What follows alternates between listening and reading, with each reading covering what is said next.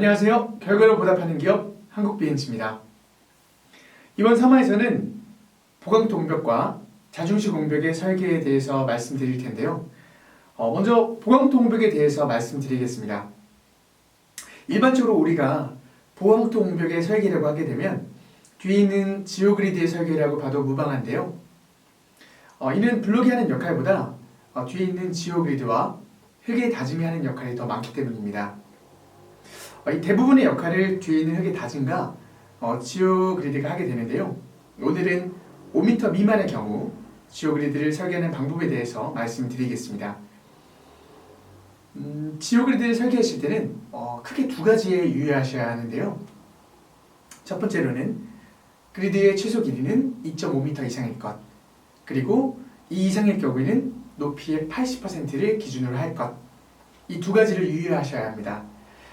예를 들어서 높이 1m 정도의 옹벽을 쌓는다고 했을 때 이 1m의 80%는 80cm이기 때문에 이는 설계에 적합하지 않습니다. 때문에 최소 길이인 2.5m를 길이로 포설을 해주셔야 적합합니다.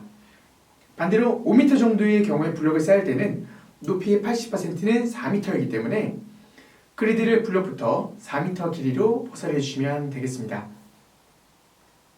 다음은 자중식 공벽입니다.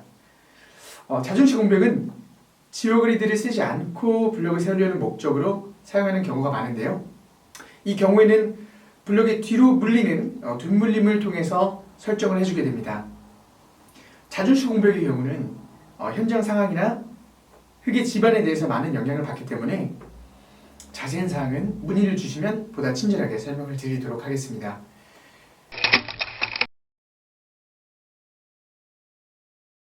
다음은 보강토 시공 순서입니다. 가장 먼저 기초 터파기를 하셔야 되는데요. 이 기초의 경우는 골재 기초와 콘크리트 기초, 이 두 가지로 나뉘게 됩니다. 콘크리트 기초의 경우에도 일반적으로 시멘트를 부어넣는 버린 기초와 거푸집을 대서 각을 잡는 거푸집 기초로 두 가지로 나뉘게 되는데요. 기초의 경우는 이 현장 사정에 맞춰서 이 세 가지 중에 선택을 해주시면 되겠습니다. 기초를 하셨으면 이제 그 다음에는 근입장을 묻어야 되는데요. 일반적으로 보강토는 2장에서 3장 정도 근입장을 묻습니다. 나무에 뿌리가 있듯이 보강토에도 근입이 있어야 뒤에서 밀어주는 흙의 힘을 제대로 버틸 수 있기 때문에 특수한 상황이 아니라면 근입장은 반드시 해주셔야 합니다. 근입장까지 묻으셨으면 그 다음부터는 이제 보강토를 쌓으시면 되는데요. 보통 2장에서 3장 정도에 한 번씩 그리드를 포설해 주시게 됩니다.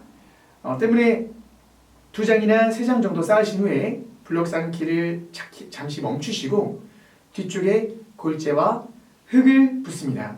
그리고 준비하신 장비인 로라로 흙을 다져주시고 흙을 견고하게 다져주신 후에 그리드를 포설해 주시고 다시 블록을 쌓는 이 과정을 반복해 주시면 되겠습니다.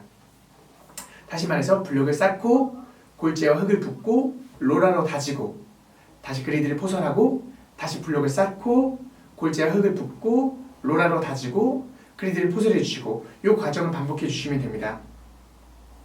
이 과정을 반복해서 원하시는 높이까지 블록을 쌓으셨으면 이제 마지막으로 마무리 단계인 마감을 해주시면 되는데요. 보강토의 경우는 마감재인 뚜껑, 캡이 따로 나와 있습니다.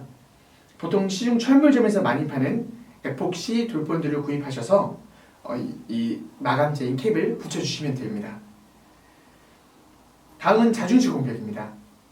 자중식 공벽도 보강토와 마찬가지로 기초 터파기를 하신 후에 골재 또는 콘크리트로 기초를 해주시고 근입장을 묻습니다. 그리고 똑같이 블록을 쌓아주시면 되는데요. 자중식 공벽의 경우는 보통 절토부에 많이 쓰기 때문에 그리드가 따로 들어가지 않는 경우가 많이 있습니다. 이 경우에는 골재를 많이 쓰셔서 배수에 좀 더 신경을 써주시면 될 것 같습니다. 자중식 공벽의 경우는 마감재가 따로 나오지 않기 때문에 마감을 해주시지 않는 경우도 많지만 꼭 필요하신 경우는 첨단 콘크리트를 이용하셔서 마무리를 해주셔도 좋습니다.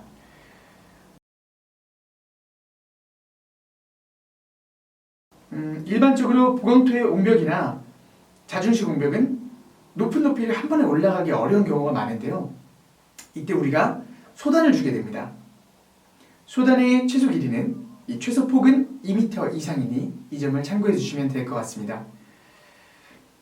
앞에서 말씀드린 경우는 아주 일반적인 상황을 가정해서 말씀드렸기 때문에 해당 현장과 제가 말씀드린 내용이 맞지 않을 수 있습니다.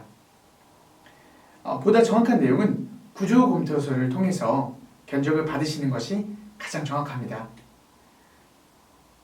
다음은 시공의 요소입니다. 시공의 요소는 크게 5가지가 있는데요. 자재, 골재, 장비, 운송비, 노무비 이 5가지가 가장 주요한 요소입니다. 감사합니다.